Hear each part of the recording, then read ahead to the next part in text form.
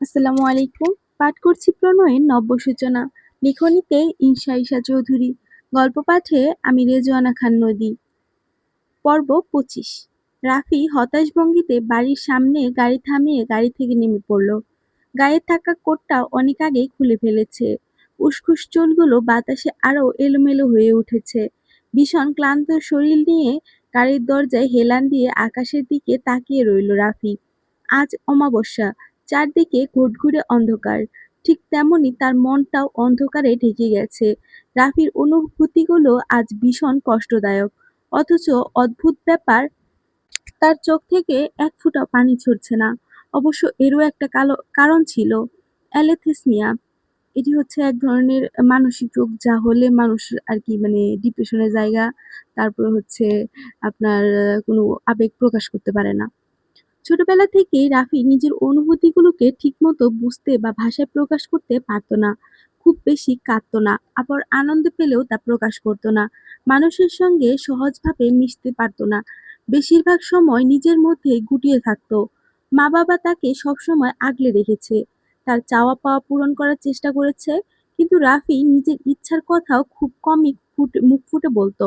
পড়াশোনা অবশ্য সে ছোটবেলা থেকেই অসাধারণ মেধাবী ছিল। তারপর জন্ম হলো ছোট্ট সূচনার। প্রথম দিকে রাফি ভয়ে ভয়ে কখনো সূচনার কাছে যেত না। দূর থেকে দাঁড়িয়ে শুধু তাকিয়ে থাকতো। কিন্তু যখন সূচনা হামাগুড়ি দিতে শিখলো, তখন একদিন রাফি আর হৃদয় একসঙ্গে খেলছিল।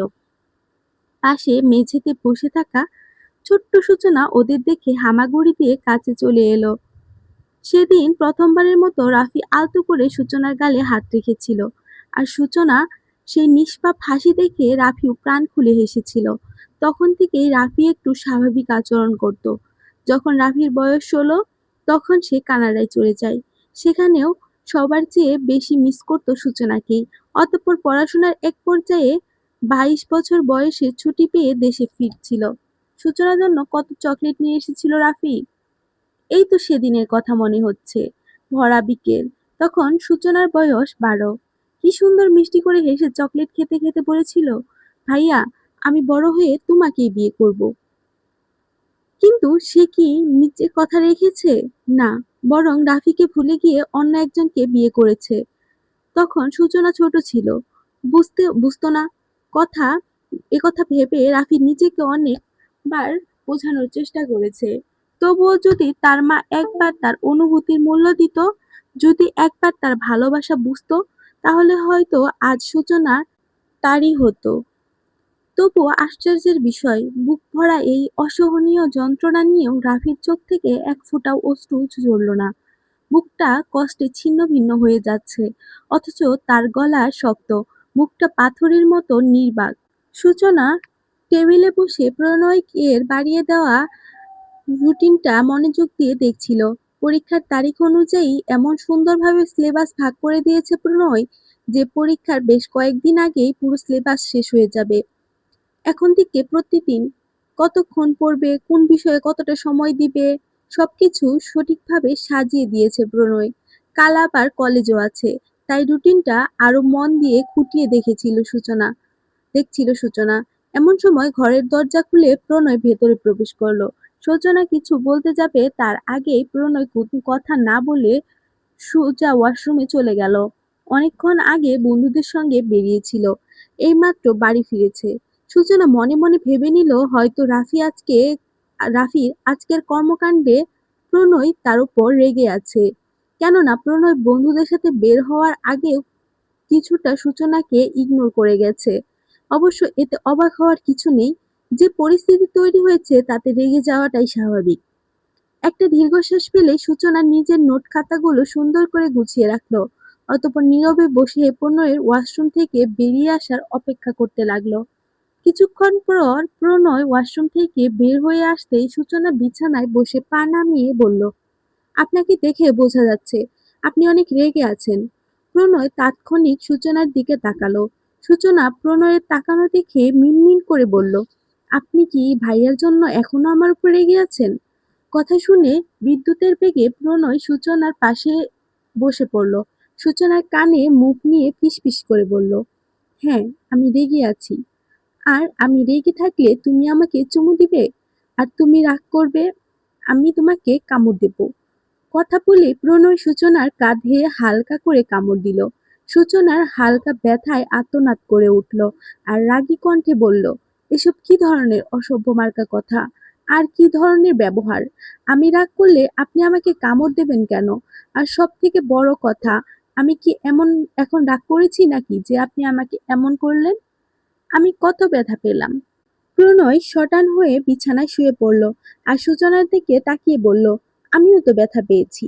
প্রণয়ের কথার বলার সঙ্গে সঙ্গে সূচনা প্রণয়ের দিকে এগিয়ে এসে বসে প্রণয়ের দিকে ঝুঁকে গিয়ে প্রণয়ের বুকে হাত রেখে বলল, কোথায় ব্যথা পেয়েছেন আপনি? প্রণয় এবার দুহাত দিয়ে সূচনাকে জাপটে ধরে নিল। সূচনার কথাটা প্রণয়ের বুকের কাছে গিয়ে ঠেকল। এতে অবশ্য সূচনা কিছুটা হকচকিয়ে গেল। প্রণয়ের হৃৎস্পন্দন নিজের কানেও শুনতে পেল। আশ্চর্য, লোকটা এত অস্থির হয়ে আছে কেন? তখনই প্রণয় কিছুটা অভিমানী গলায় বলল, তোমার মাথা এখন যেখানে আছে সেখানে ব্যথা পেয়েছি। সূচনা প্রণয়ের বুক থেকে মাথা উঠাতে চেয়েছিল, কিন্তু প্রণয় তাকে উ- উঠাতে দিল না। তাই সূচনা ওভাবেই জিজ্ঞেস করলো, মানে কি হয়েছে? প্রণয় বলল, তুমি আর রাফির সাথে কথা বলবে না।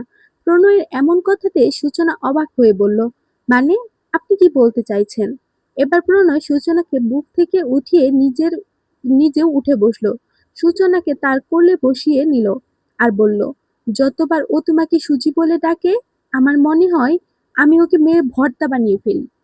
সূচনা অবাক কণ্ঠে বলল, এসব কি বলছেন? উনি আমার কাজিন হয়। সে যদি কথা বলতে আসে, দেখা করতে আসে, আমি তাহলে তাকে কিভাবে মানা করব? আর ভাইয়া অনেক ছোট থেকে আমাকে সুজি বলে ডাকতো। এই কারণে আপনি কেন ভাইয়াকে মারতে চাইবেন? প্রণয় সূচনার কাঁধে মুখ গুজে বলল, কারণ তুমি আমার কষ্টটা বুঝতে পারছো না। যদি বুঝতে তাহলে এই কথা জিজ্ঞেস করতে না। আমি যা বলেছি শুধু সেটাই করো। সূচনা এবার প্রণয়ের দিকে ঘুরে বলল, কি যাতা ছোট মানুষের মতো কথা বলছেন? আমি আপনাকে কিভাবে কষ্ট দিচ্ছি? মানে এগুলো আমি কিছুই বুঝতে পারছি না।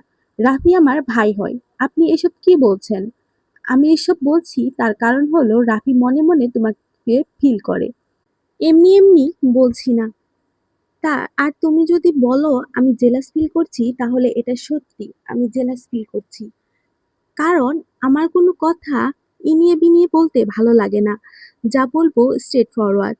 প্রণয়ের কথা শেষ হতেই সূচনা হেসে ফেলল আর হাসতে হাসতে বলল, আপনি পারেনও যত সব উল্টাপাল্টা কথা। আমার তো ঠিক মতো মনেই নেই আমি রাফি ভাইয়ার সাথে ঠিকভাবে কবে কথা বলেছি। আর বিশেষ করে আপনি যে কথাটা বলছেন, এই কথাটা যদি সত্যিও হয়, তাও মামি শুনলে তাহলে আমাকে একদম মেরে ফেলবে। সূচনা, আমি মজা করছি না। আমি সত্যি কথা বলছি। আর এই কথা শুনলে তোমার মামি আমাকে মেরে ফেলবে। মানে? সূচনা এখনো হেসে যাচ্ছে। ও হাসতে হাসতে বলল, কারণ রাফি ভাইয়ের সাথে আমার মেলামেশা আমার মামি একেবারেই পছন্দ করে না। আর যেখানে মা পছন্দ করে না সেখানে ছেলে কিভাবে আমাকে পছন্দ করবে? মানে? প্রণয়ের কথায় সূচনা এবার প্রণয়ের কোলে মাথা দিয়ে বলল, মানে আমি ছোট হলেও সবকিছু বুঝতে পারতাম। যেমন মামি আমার আর রাফি ভাইয়ার খেলাধুলায় একসাথে তেমন একটা পছন্দ করতেন না। এটা অবশ্য আমি বড় হওয়ার পর আরো ভালো মতো বুঝতে পেরেছি। তাই আমার হাসি পাচ্ছে আপনার কথা শুনে। আপনি বলছেন আমার জন্য ভাইয়ার মনে আমার জন্য ফিলিংস আছে? মানে এটা কিভাবে সম্ভব? প্রণয় কিছু বলবে তার আগে সূচনা প্রণয়ের কোল থেকে মাথা উঠিয়ে নিজের কোলে একটা বালিশ রেখে বলল, এইসব কথা বাদ দিন। আগে বলুন আপনি কিভাবে জানেন যে আমার জুলিয়েট রোজ পছন্দ? প্রণয় গম্ভীর গলায় বলল, বলবো না। সূচনা বলল, কেন বলবেন না? আপনাকে বলতেই হবে। যেখানে আমি আজ পর্যন্ত কাউকে বলিনি যে আমার জুলিয়েট রোজ পছন্দ। এমনকি আমার বাবা মা কেউ না। তাহলে আপনি কিভাবে জানলেন যে আমার জুলিয়েট রোজ পছন্দ? আর আপনাকে এখনই বলতে হবে, এই মুহূর্তে বলতে হবে। আপনি কিভাবে জানলেন যে আমার জুলিয়েট রোজ পছন্দ? প্রণয় কিছু বলছে না দেখে সূচনা ইনোসেন্ট মুখ করে বলল, প্লিজ প্লিজ বলুন না, আপনি কি করে জানলেন? আমার রাতে একদমই ঘুম হবে না যদি আপনি না বলেন। সূচনাকে একবার জিজ্ঞাসা করতে দেখে অবশেষে প্রণয় বলল, তোমার ড্রয়িং খাতায় দেখেছিলাম বেশ অনেকবার জুলিয়েট রোজ এঁকেছিলে। এজন্য আমি বুঝেছিলাম ওটা তোমার পছন্দের। ওখানে মাই ফেভারিট লিখে রেখেছিলে। ও আচ্ছা, আচ্ছা। আচ্ছা তুমি ওগুলো বাদ দাও। তুমি বলো তো ছোটবেলায় কেন রাফির কোলে উঠেছিলে? সূচনা অসহায় কণ্ঠে বলল, আশ্চর্য! আপনি এখনো এইসব নিয়ে পড়ে আছেন? প্রণয় মহাচ্ছন্ন হয়ে সূচনার কপালে থাকা চুলগুলো কানের পেছনে গুজে দিয়ে আস্তে করে বলল, আমি এইসব বিষয় নিয়ে পড়ে থাকবো না তো কে পড়ে থাকবে বলো? কথাটা বলে প্রণয় নিজের নাক দ্বারা সূচনার নাক টোকা দিল। সূচনা এবার হামি তুলে বলল, আমার ভীষণ ঘুম পাচ্ছে। আজকে আমি অনেক কাজ করেছি। কাল আবার কলেজ আছে। এখন আমি ঘুমোবো। কথাটা বলে সূচনা বালিশে মাথা দিয়ে প্রণয় তাকে ঘুমোতে দিল না, বরং দুহাত ধারা ধরে রাখলো। সূচনা বলল, প্লিজ এখন আমাকে ঘুমোতে দিন। প্রণয় মা- সূচনার মাথার কাছে বালিশটা ফেলে দিল। সাথে সাথে বালিশটাও সাথে সাথে কোলবালিশটাও ফেলে দিল। সূচনার চোখ বড় বড় হয়ে প্রণয়ের কাণ্ড কারখানা দেখল। পরের মুহূর্তেই প্রণয় লাইট অফ করে ড্রিম লাইট দিয়ে দিল। অতঃপর সূচনাকে নিজের বুকে নিয়ে বলল, কি বলছেন? আমি যে এই বিছানায় শুধু একটি বালিশ থাকবে বলেছিলাম। মাথা রাখবে তুমি আমার বুকে। কথাটা মনে নেই তোমার? এই বিছানায় কোনো বালিশ থাকবে না। প্রণয়ের এমন কথায় সূচনায় মুচকি হেসে প্রণয়ের বুকে মাথা রেখে ঘুমিয়ে পড়ল। গভীর রাত হতেই প্রণয় আলতো করে সূচনাকে নিজের বুক থেকে নামিয়ে বালিশে শুইয়ে দিল। অতঃপর নিঃশব্দে দরজা খুলে ঘর থেকে বেরিয়ে গেল। সুজা চলে গেল স্টোর রুমে। রাফি সূচনাকে দেওয়া ফুলগুলো মাঝখানে একটি ছোট চিলকুট ছিল, যেখানে রাফি সূচনাকে বাড়িতে গিয়ে উপহার হিসেবে দিয়েছিল। সেই ফুলগুলোর মধ্যে একটি চিঠি আছে। সেটি আগেই প্রণয়ের চোখে পড়েছিল, তবে তখন কেবল অল্প কিছু অংশ পড়তে পেরেছিল। এবার চিরকুট হাতে নিয়ে সম্পূর্ণ অংশ পড়তে শুরু করলো। হ্যালো সুজি, কেমন আছিস তুই? জানিস আমি তোকে ভীষণ মিস করি। সব সময় তোর কথায় মনে পড়ে।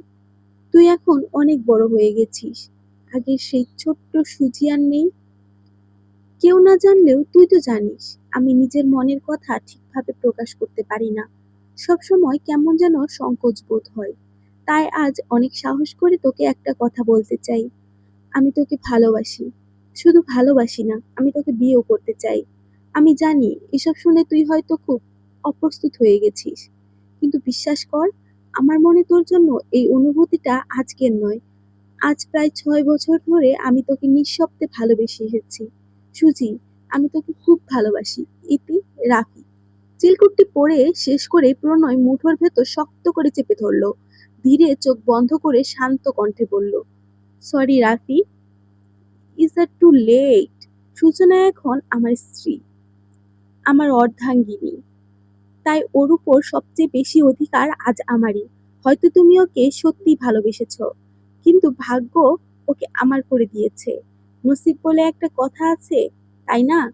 আমি জানি তোমার উদ্দেশ্য কখনো খারাপ ছিল না, কিন্তু বাস্তবতা হলো সূচনা এখন বিবাহিতা। ও আমার জান। আমি ওকে নিজের থেকেও বেশি ভালোবাসি।